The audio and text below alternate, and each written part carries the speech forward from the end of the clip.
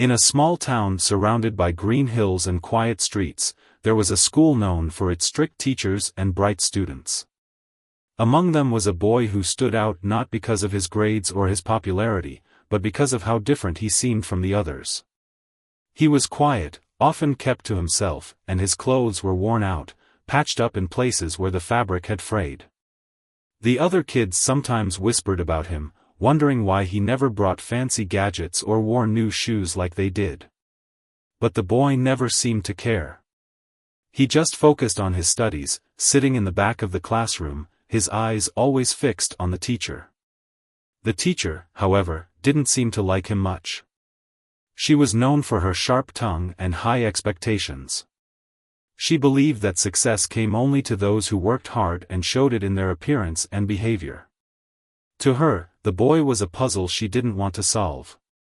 She often called him out in class, making sarcastic remarks about his old backpack or his quiet nature.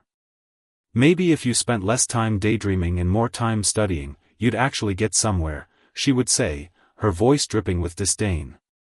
The class would laugh, but the boy never reacted. He just nodded, his face calm, as if he had heard it all before. One day, during a math lesson, the teacher asked him to solve a problem on the board. The boy walked up slowly, his shoes scuffing against the floor. He picked up the chalk and began to write, his handwriting neat and precise. But before he could finish, the teacher interrupted him. "Do you even understand what you're doing?" she asked, her arms crossed. "Or are you just copying what you've seen others do?"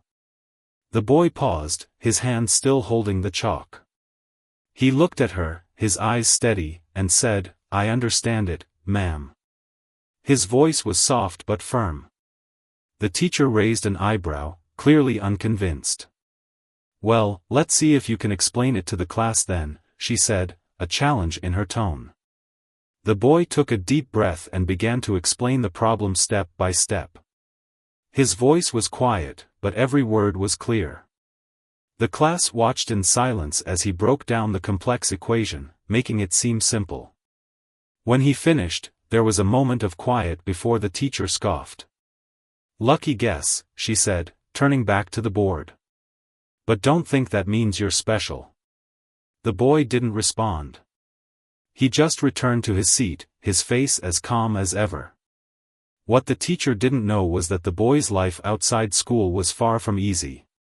His father, a man of few words but great wisdom, had always taught him to stay humble and work hard. "People will judge you by what they see," his father had said. "But what matters is what you know and who you are inside."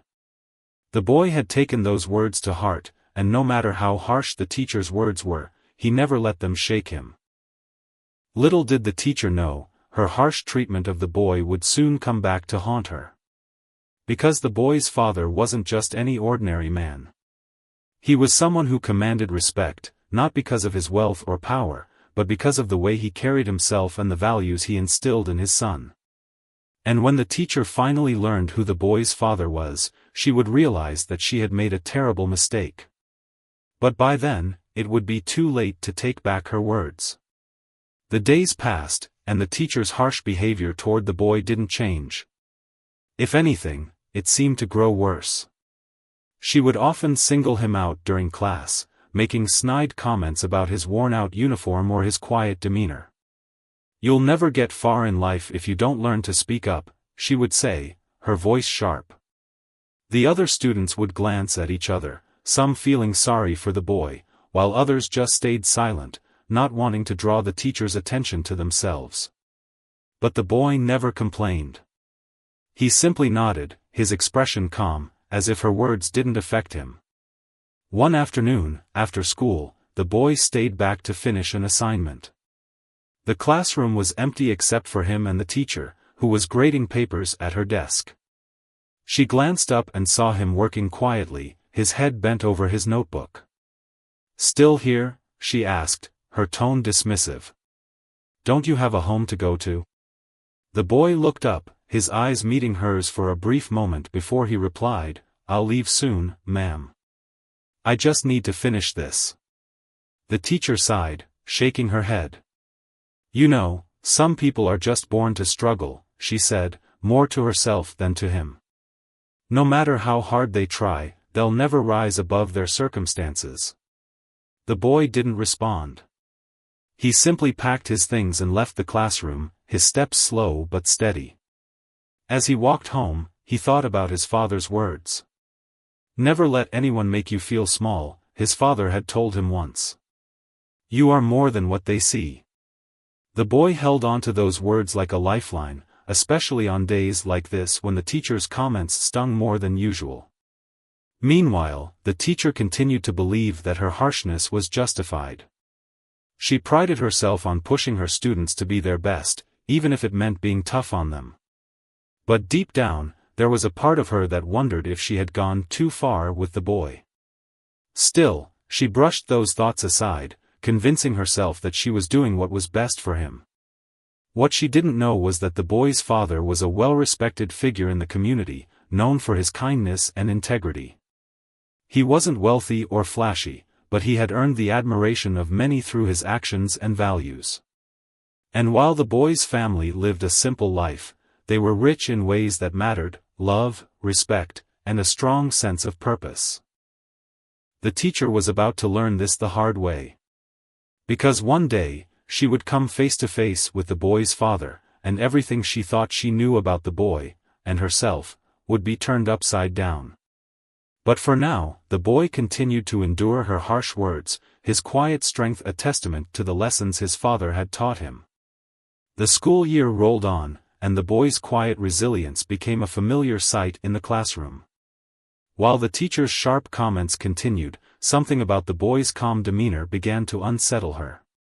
He never argued, never cried, and never showed any sign of anger. It was as if her words bounced off him, leaving no mark. This only frustrated her more. Why doesn't he react, she wondered silently. Doesn't he care? One day, the school announced a parent-teacher meeting. The teacher wasn't particularly excited about it. These meetings were often tedious, filled with parents either boasting about their children or demanding special treatment. Still, it was part of her job, and she prepared herself for the usual routine. When the day arrived, the classroom was filled with parents, some chatting with each other, others waiting patiently for their turn to speak with the teacher. The boy's name was called, and the teacher looked up, expecting to see someone who matched the image she had in her mind, someone as worn out and unremarkable as the boy himself.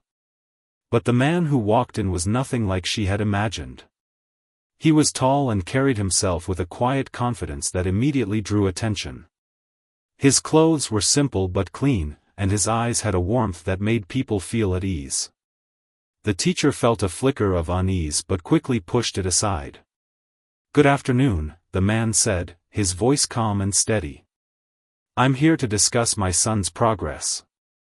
The teacher nodded, gesturing for him to sit. She began by listing the boy's shortcomings: his quiet nature, his lack of participation, his average performance. She spoke in the same tone she used in class, sharp and matter-of-fact. But as she spoke, she noticed something strange. The man didn't react the way most parents did. He didn't interrupt, didn't defend his son, didn't even frown. He simply listened, his expression calm and patient. When she finished, the man leaned forward slightly, his hands clasped on the table. "Thank you for sharing your thoughts," he said. "But I'd like to ask you something. Do you know my son?" The question caught her off guard. "Of course I do," she replied, her tone defensive. "I'm his teacher." The man nodded slowly. "But do you know him? Not just as a student, but as a person?" The teacher hesitated. She realized she didn't have an answer. She had never taken the time to understand the boy beyond his grades and his appearance. The man continued, his voice gentle but firm. "My son may not be the loudest or the most outgoing, but he has a strength that many don't see. He's kind, hardworking, and resilient. And he's learned to face challenges without losing himself. That's something I'm proud of." The teacher felt a pang of guilt but quickly masked it with a tight smile. "Well," she said, "I suppose we all have different ways of looking at things." The man nodded, his eyes holding hers for a moment before he stood up. "Thank you for your time," he said, his tone polite but final. As he walked out of the classroom, the teacher couldn't shake the feeling that she had just been taught a lesson, one she wasn't ready to admit she needed to learn. After the parent-teacher meeting, the teacher tried to push the conversation with the boy's father out of her mind. She told herself she had done nothing wrong, she was just being honest about the boy's performance. But deep down, his father's words lingered, like a quiet echo she couldn't silence. She found herself watching the boy more closely during class, trying to see what his father had seen in him. But all she noticed was the same quiet, unremarkable student she had always known. One afternoon, the school announced a community event, a charity drive to help families in need. The students were asked to bring in donations, and the class that collected the most would win a special prize. The teacher saw this as an opportunity to motivate her students, especially the boy. "This is your chance to contribute," she said, her eyes scanning the room. "Even the smallest effort can make a difference." She glanced at the boy, half expecting him to look away or shrug. But to her surprise, he met her gaze and nodded. The next day, the students began bringing in their donations, boxes of clothes, canned food, and toys. The teacher was pleased with the response but noticed that the boy hadn't brought anything. She felt a familiar frustration rising. "I guess some people just don't care about helping others," she muttered under her breath, loud enough for the class to hear. A few students snickered, but the boy remained silent, his face unreadable. Later that day, as the teacher was organizing the donations, she noticed a small, neatly wrapped package tucked in the corner of the classroom. Curious, she opened it and found a set of brand new school supplies, pencils, notebooks, and a ruler, all carefully packed. Attached was a note written in neat handwriting, "For someone who needs it more than me." The teacher stared at the note, her heart sinking as she realized who it was from. That evening, as she walked home, the teacher couldn't stop thinking about the boy's donation. She had been so quick to judge him, to assume he didn't care. But his actions spoke louder than her words. He had given something valuable, something he could have used himself, without expecting anything in return. It was a quiet act of kindness, one that she had almost missed. For the first time, the teacher began to question her own behavior. Had she been too harsh? Too quick to judge?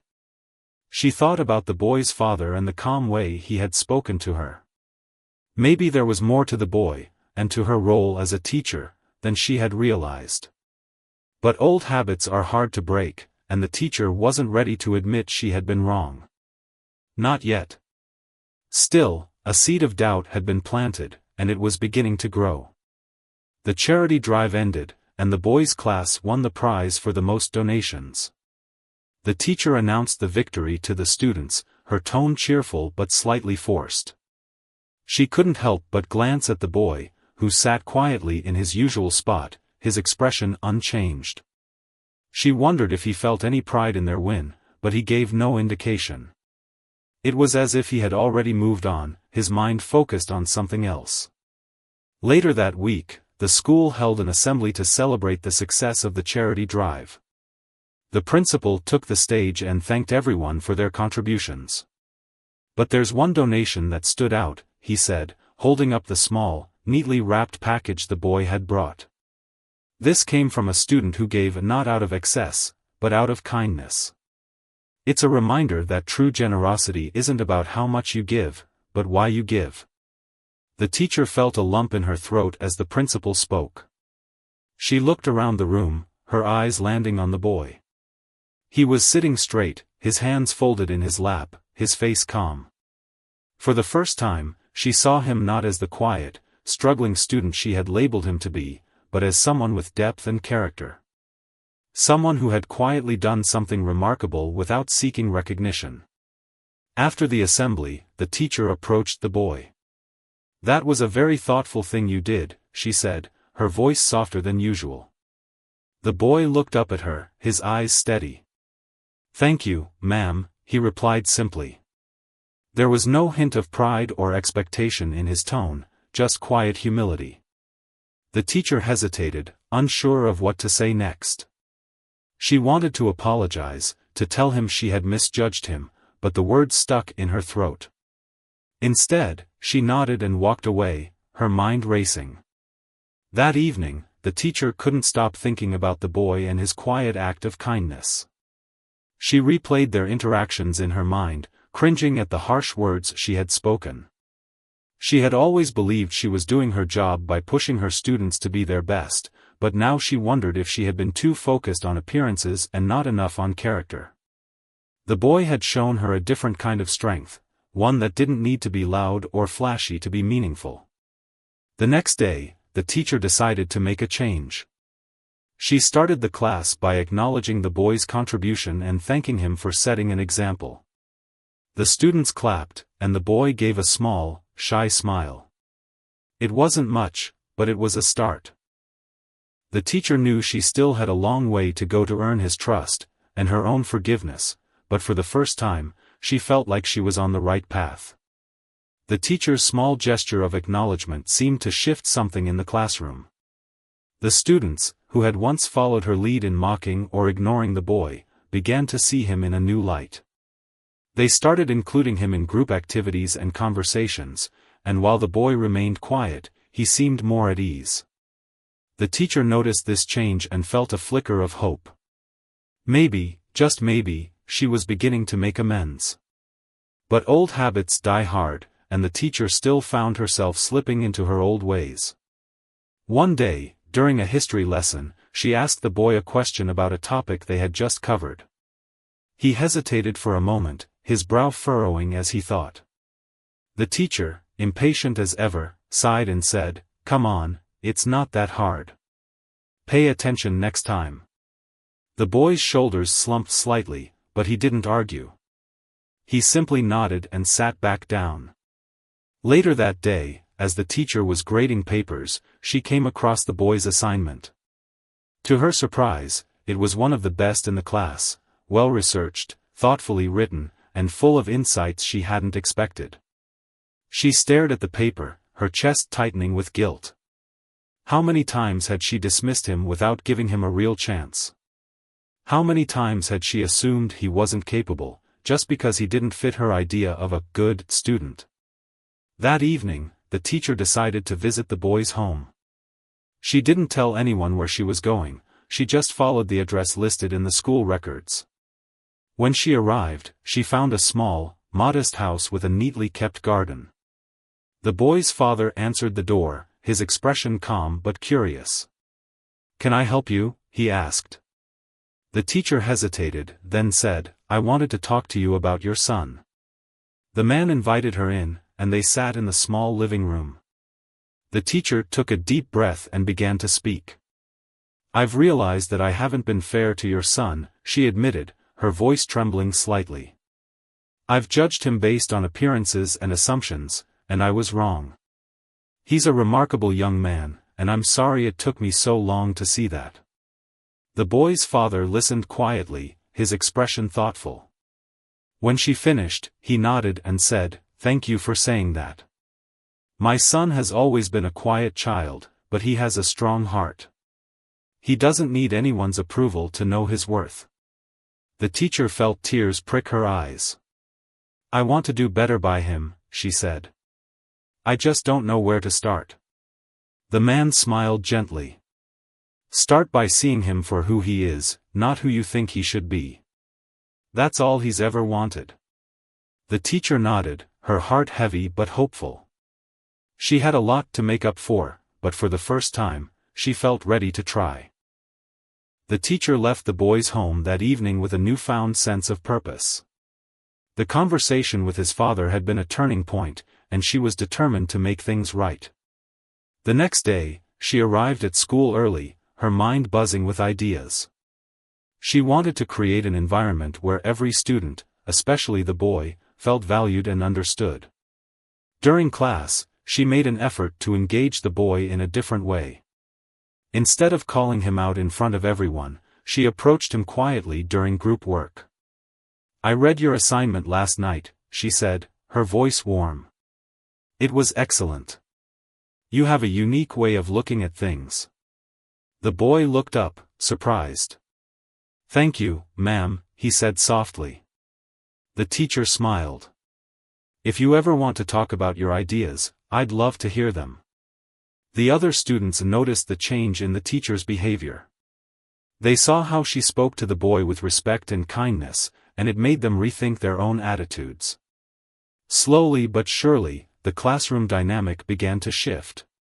The boy, while still quiet, started to participate more, his confidence growing with each small encouragement. One day, the teacher announced a class project, a group presentation on a topic of their choice. She assigned the students to teams, making sure the boy was paired with classmates who had started to treat him better. As the groups worked together, the teacher watched the boy closely. He was still reserved, but he contributed thoughtful ideas, and his teammates listened. It was a small victory, but it meant the world to the teacher. After school, the boy stayed behind to work on the project. The teacher offered to help, and they spent an hour discussing his ideas. For the first time, she saw a spark of excitement in his eyes as he talked about the topic he had chosen. You have a real talent for this, she said, genuinely impressed. The boy smiled shyly. Thank you, ma'am. My father always says knowledge is the most valuable thing we can have. The teacher felt a pang of guilt but pushed it aside. She was focused on the present, on building a better relationship with the boy. As they packed up to leave, she said, I'm proud of you. You've come a long way. The boy nodded, his expression thoughtful. Thank you for believing in me, he said quietly. Those words stayed with the teacher long after the boy had left. She realized how much power she had as a teacher, not just to teach, but to inspire and uplift.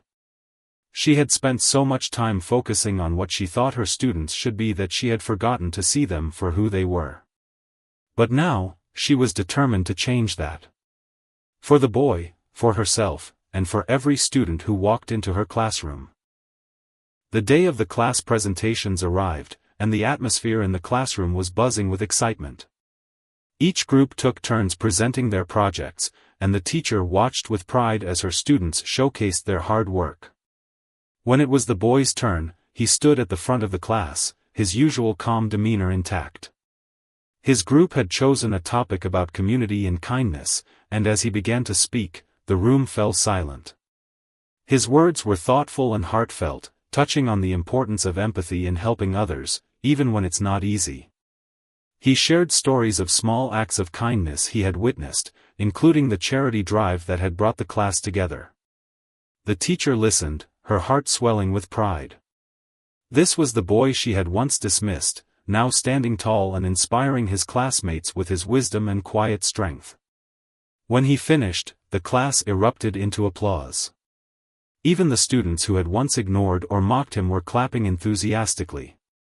The boy gave a small, humble smile and returned to his seat, his face calm but his eyes shining with a quiet sense of accomplishment. The teacher felt tears welling up but quickly blinked them away. She stood up and addressed the class. What we just heard was more than a presentation, it was a lesson for all of us, she said, her voice steady but filled with emotion. Sometimes, we judge people too quickly, based on what we see on the outside. But true strength and kindness come from within, and they can change the world in ways we might not even realize. The students nodded, some looking at the boy with newfound respect. The teacher continued, I've learned a lot this year, thanks to one student who showed me the power of humility, resilience, and quiet courage. I'm grateful for that lesson, and I hope we can all carry it with us. After class, the boy stayed behind, as he often did. The teacher approached him, her heart full.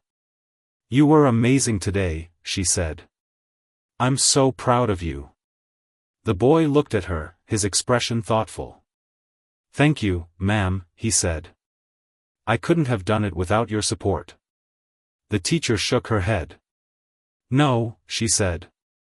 This was all you. I just finally opened my eyes to see it."